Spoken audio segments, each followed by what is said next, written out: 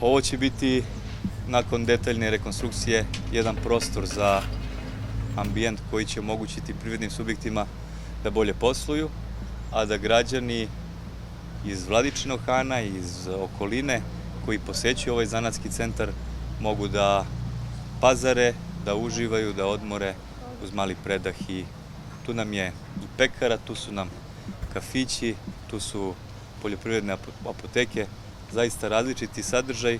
U nastavku je naša pijaca, možemo da kažemo i posle Pančevačke pijace, sigurno jedna od najjačih pijaca u Srbiji.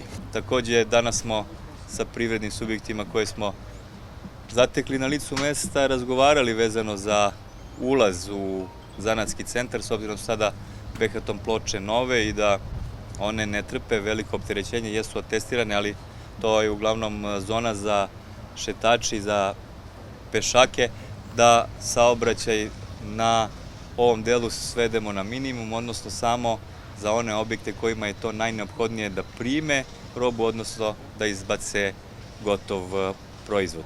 I verujem da ćemo oko toga naći saglasnost. Razgovarali smo oko pokretne, jedan od načina je pokretna rampa, drugi od načina je kapija sa žandinjerama.